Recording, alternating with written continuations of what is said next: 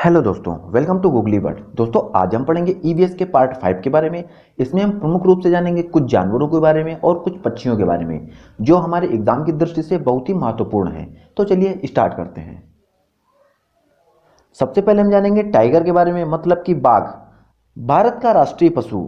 भारत में बहुत ही प्रकार की प्रजातियां पाई जाती हैं बाघों की, लेकिन उन सभी प्रजातियों में जो भारत का राष्ट्रीय पशु घोषित है वह बंगाल टाइगर है। मतलब कि बंगाल टाइगर के अलावा जितने भी बाघ हैं वह भारत के राष्ट्रीय पशु नहीं है। सिर्फ बंगाल टाइगर को ही राष्ट्रीय पशु का दर्जा दिया गया है। इसका जो वैज्ञानिक नाम है वो पैंथेरा टिग्रिस होता है।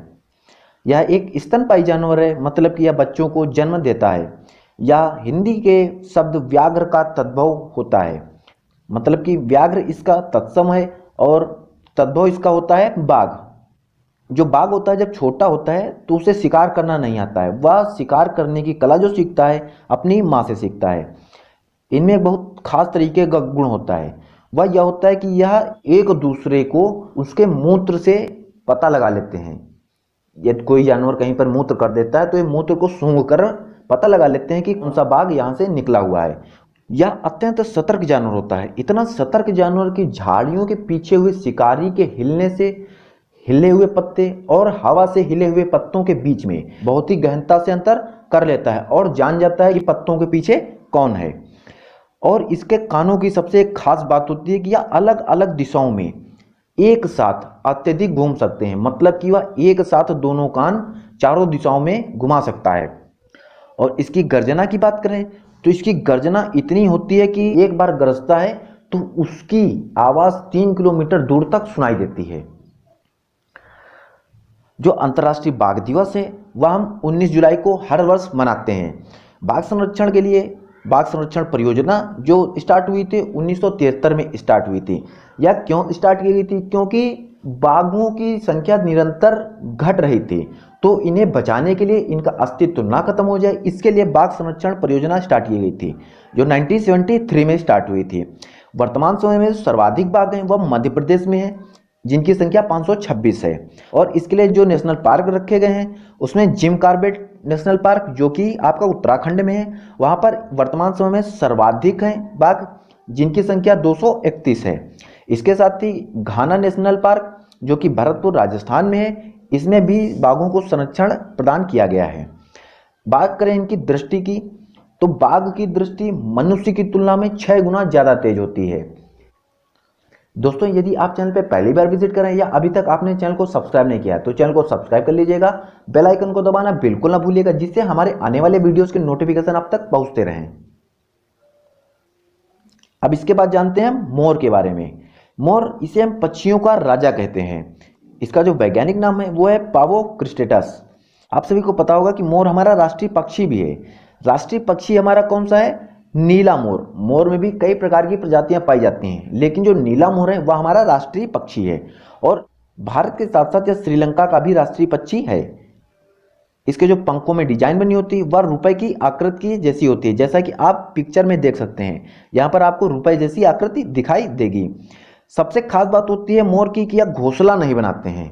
यह कहीं जमीन पर सुरक्षित स्थान देखकर वहां पर अपना अंडा देखते हैं, जहां पर यह देखते हैं कि इनके अंडों को सुरक्षा मिल जाएगी। और इनके सिर पर जो होता है वो ताज जैसी एक कलंगी होती है, जैसा कि आप इमेज में देख सकते हैं। यह इसे बोलते हैं कलंगी। यह मोर के सिर पर पाई जाती है। इसके बाद हम बात करेंगे चील की, काइट। इसकी सबसे खास बात होती है कि इसकी काली चोंच और पीले पैर इसकी पहचान होती है। इसकी जो पूंछ होती है खांचेदार होती है, मतलब कि यदि हम पूंछ की बात करें तो इस प्रकार से वो बनी होती है पूंछ, तो इसमें खांचा बना हुआ होता है और इस प्रकार से पक्षी बना होता है। यह सर्वाहारी पक्षी होता है, मतलब कि यह मांस भी खाता है और यह साग सब्जियां भी खाता है। इसकी खास बात यह है कि यह मुर्दा जानवर और इंसान को भी खाता है। इसलिए इसे मुर्दाखोर पक्षी भी कहते हैं। यह हवा से ही अपने शिकार को देख लेता है और हवा से सीधे उस पर अटैक करता है। इसके जो प्रमुख भोजन के रूप में माने जाते हैं वह चूहा और मछली हैं। जैसा कि आप इस इमेज में देख सकते हैं, यह चील है आपका और यह पानी से मछली को पकड़ने के लिए आ रहा है हवा से, और इसने मछली उठा ली। देखिए, जो इसकी नज़र होती है वह इंसानी नज़र से 4 गुना ज़्यादा तेज होती है। यह भी आपको याद रखना है। इसके बाद बात करेंगे हम वीवर पक्षी। वीवर का मतलब होता है बुनकर। यह एक बहुत ही कारीगर पक्षी माना जाता है। इसका जो घोंसला होता है एक बेहतरीन कारीगरी का नमूना होता है, क्योंकि यह अपनी चोंच से सिलकर अपना घोंसला तैयार करता है। इसका जो घोंसला होता है पेड़ की डालियों पर लटकता हुआ होता है, जैसा कि आप इमेज में देख सकते हैं। यह आपकी पेड़ की डाली है और यह लटकता हुआ घोंसला बना हुआ है। इसमें होता क्या, इसमें जो नर व्यूअर पक्षी होता है वह घोंसलों को बनाते हैं, और इसमें मादा नर पक्षी जो होते हैं वह सबसे अच्छा घोंसला देखकर उसमें अंडा देते हैं। इनके घोंसले की सबसे अच्छी बात एक और होती है कि यह अपने घोंसले में रोशनी की व्यवस्था भी करते हैं, और उसके लिए यह जुगनुओं को पकड़कर अपने घोंसले के साथ सिल देते हैं, जिससे कि जुगनू जलते रहते हैं और इनके घोंसले में प्रकाश बना रहता है। यह पक्षी किसान के दुश्मन होते हैं, क्योंकि जब किसान बीजों का रोपण करता है तो यह जमीन में रोपा हुआ बीज भी निकाल के खा जाते हैं, इसीलिए इन्हें हम किसान का दुश्मन भी कहते हैं। इसके बाद बात करेंगे हम फाख्ता की, मतलब कि डव। डव जैसा कि आप सभी को पता होगा, आपने एडवर्टाइज बहुत देखा होगा डव साबुन का। हालांकि वह एक पक्षी का नाम है। यह कबूतर के परिवार से संबंधित होता है, मतलब यह कबूतर की तरह दिखता है, जैसा कि आप पिक्चर में देख सकते हैं। इसके जो उपनाम है परकी, चित्रोक, घुघु पक्षी या घुघुआ, हम लोग इसे घुघुआ भी बोलते हैं। इसका जो वैज्ञानिक नाम है स्ट्रेप्टोपिलिया चाइनेंसिस, और इसकी खास बात यह है कि यह कैक्टस के कांटों पर या मेहंदी के मेड़ पर अपने अंडे देता है, या फिर किसी ऊंची जगह पर अपना घोंसला बनाकर उसमें अंडा देता है। इसके बाद बात करेंगे हम स्पैरो की, मतलब कि गौरैया, बहुत ही प्रमुख पक्षी। इसका जो वैज्ञानिक नाम है वह पासर डोमेस्टिकस है। इसकी खास बात यह है कि यह घरों में घोंसला बनाती है। यह आपकी अलमारी के पीछे बना सकती है, आपके शीशे के पीछे बना सकती है, आपके बक्से के नीचे बना सकती है, या आपके घर के ऊपर कोई भी ऐसी जगह जहां पर व्यक्ति ना पहुंच सके वहां पर घोंसला बना लेती है।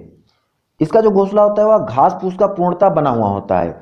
इनकी संख्या दिन पर दिन निरंतर घटती जा रही है, इसलिए इनके संरक्षण के लिए 20 मार्च को विश्व गौरैया दिवस घोषित किया गया है कि 20 मार्च को विश्व गौरैया दिवस मनाया जाएगा। और सबसे खास बात यह है कि यह दिल्ली का राजकीय पक्षी है। इसके बाद में बात करेंगे हम इंडियन रॉबिन, मतलब कि कलचिड़ी की। इसकी सबसे खास बात है कि यह अपना जो घोंसला बनाता है वह सड़क के किनारे बनाता है, जहां पर उसे पत्थर दिखाई देते हैं, पत्थरों के बीच में। और इसका जो घोंसला बना होता है वह घास का घोंसला बना होता है, और घोंसले के ऊपर या पौधे की नाजुक टहनियां, ऊन, रुई, बाल, जड़ें, इस प्रकार की चीजें उठा के रखता है, क्योंकि इसके बच्चों को बहुत ही गद्दीदार घोंसला पसंद होता है। इसके चोंच का अंदर का भाग जो होता है वह लाल होता है। यह कीड़े मकोड़े खाती है, और इसकी खास बात यह है कि पेड़ में लगे हुए दीमक को भी यह खा जाती है। यह जो है कलचिड़ी इंडियन रॉबिन या ब्रिटेन का राष्ट्रीय पक्षी भी है। इसके बाद हम बात करेंगे कौवा की। इसका जो वैज्ञानिक नाम है वो कॉर्वस है। इसकी खास बात यह है कि यह पेड़ की ऊंची डाल पर घोंसला बनाता है। इसके घोंसले के अंदर लोहे के तार मिलते हैं, लकड़ी की शाखाएं मिलती हैं और घास फूस भी मिलता है। इसे हम उद्दंड या धूर्त पक्षी भी कहते हैं, या इसे चालाक पक्षी के नाम से भी जाना जाता है। इसकी आवाज़ बहुत ही कर्कश होती है, मतलब कि हमारे कानों को चुभती है। ये इसे पर्यावरण का सफाई कर्मी कहा जाता है, क्योंकि यह गंदगी को या मृत जानवरों को खा करके पर्यावरण का साफ सफाई करता रहता है। इसके बाद में बात करेंगे तोता की, मतलब कि पैरट। आप सभी लोगों ने इसे पाला भी होगा। इसकी सबसे खास बात है यह मानव जैसी आवाज़ निकाल लेता है, मतलब कि मानव द्वारा सिखाए गए शब्दों को या उसकी तरह प्रत्यक्ष बोल सकता है। और इसका जो कलर होता है वह पूरी तरह से हरा होता है। इसकी जो चोंच होती है वह पूरी तरह से लाल होती है, और इसकी सबसे खास बात यह है कि यह हरी मिर्च खाना पसंद करता है। और इसकी जो गर्दन होती है, गर्दन पे लाल इस प्रकार की पट्टी बनी होती है, जैसा कि आप देख सकते हैं इसके गर्दन के चारों ओर इस प्रकार से लाल पट्टी बनी होती है। इसके बाद में बात करेंगे हम कबूतर की। कबूतर का जो वैज्ञानिक नाम है वो है कोलंबा लिविया। यह अपना घोंसला पुराने मकानों में या खंडहरों में बनाता है, और इसमें एक कबूतर की प्रजाति पाई जाती है जो पूरी तरह से सफेद होती है। उस कबूतर को शांति का प्रतीक माना जाता है, और इसका जो घोंसला बना होता है वह घास फूस का पूर्णतः बना हुआ होता है। इसके बाद में बात करेंगे बसंत गौरी पक्षी की। इसकी सबसे खास बात यह है कि यह पेड़ के तने के अंदर घोंसला बनाती है, मतलब कि पेड़ का जो तना होता है इस प्रकार से उस तने को अपनी चोंच से खोखला कर देती है और उसके अंदर अपना अंडा देती है। इसकी जो चोंच होती है वह बहुत ही नुकीली होती है, जो इसे घोंसला बनाने में बहुत ही सहायक होती है। गर्मियों में यह टुक टुक की आवाज करती है। इसके बाद में बात करेंगे हम दर्जिन चिड़िया, मतलब कि टेलर बर्ड। जैसा कि नाम से ही आपको लग रहा होगा कि पक्षी जो है टेलर है, जैसा नाम है वैसा काम है, इसे जैसा नाम वैसा काम पक्षी के नाम से भी जाना जाता है। इसकी जो चोंच होती है बहुत ही नुकीली होती है और यह पत्तों को सिलकर अपना घोंसला बनाता है, जैसा कि आप इस इमेज में देख सकते हैं। या देखिए इसके चोंच के द्वारा सिला हुआ भाग है। तो यह पत्तों को इस प्रकार से सिलकर उसके बीच में अपना घोंसला बनाता है और उसके बीच में जो थैली बन जाती है इस प्रकार से उसके बीच में वह अंडा देता है। इसके बाद में बात करेंगे हम शक्करखोरा की, मतलब कि पर्पल सनबर्ड। या छोटे पेड़ों या झाड़ियों पर अपना घोंसला बनाती है। इसका जो घोंसला होता है, इसका भी घोंसला लटकता हुआ ही होता है। इसके जो घोंसले में तत्व होते हैं वह पाए जाते हैं बाल, घास फूस, सूखे पत्ते, पेड़ की छाल, कपड़ों के चीथड़े और मकड़ी के जाले। इन सभी चीजों से मिलाकर शक्करखोरा अपना घोंसला बनाती है। इसके बाद में बात करेंगे हम वल्चर की, मतलब कि गिद्ध। गिद्ध की सबसे खास बात है यह ऊंचे आकाश में उड़ा करता है, या मरे जानवरों को देखता है और मरे जानवरों को खाता है। इसका जो सिर होता है वह गंजा होता है पूर्णतः, जैसा कि आप इमेज में देख सकते हैं। और यह भारतीय गिद्ध की पहचान होती है। और यह जो अपना घोंसला बनाता है वह चट्टानों के बीच में बनाता है। लेकिन रिसेंटली राजस्थान के कुछ स्थानों पर देखा गया है कि इसने अपना घोंसला पेड़ों पर भी बनाया है। इसके बाद में बात करेंगे हम आउल के बारे में, मतलब कि उल्लू। यह एक रात्रिचर प्राणी होता है, मतलब कि रात्रिचर पक्षी है। यह अपनी गर्दन को 360 डिग्री तक घुमा सकता है। लेकिन इसकी खास बात यह है यह अपनी गर्दन को आराम से 360 डिग्री तक घुमा सकता है, झटके से नहीं। यह अपनी दोनों आंखों से एक साथ 270 डिग्री तक देख सकता है।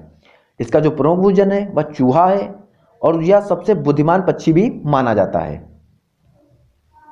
इसके बाद बात करेंगे हम मैना की, मतलब कि स्टर्लिंग। यह छत्तीसगढ़ का राजकीय पक्षी है। यह इंसानी आवाज की नकल करता है। जैसा कि आपको पता है कि तोता भी इंसानी आवाज की नकल करता है और मैना भी इंसानी आवाज की नकल कर लेता है। इसकी सबसे खास बात यह है कि यह झटके से अपनी गर्दन पीछे कर सकता है और आगे कर सकता है। इसके जो चोंच का रंग होता है वह लाल व पीले रंग की होती है, जैसा कि आप इमेज में देख सकते हैं। इसका आगे का भाग पीला है और पीछे का भाग लाल है। इसके जो पैर होते हैं वह पीले होते हैं और जो इसका रंग होता है वह पूर्णतः काला होता है, जैसा कि आप देख सकते हैं इमेज में। तो दोस्तों आशा करता हूं आपको क्लास समझ में भी आई होगी और अच्छी भी लगी होगी। यदि आपको क्लास अच्छी लगी हो तो इस वीडियो को लाइक करना, अपने दोस्तों में शेयर करना और चैनल को सब्सक्राइब करना और बेल आइकन को दबाना बिल्कुल ना भूलिएगा। तब तक के लिए थैंक यू, धन्यवाद। जय हिंद, जय भारत।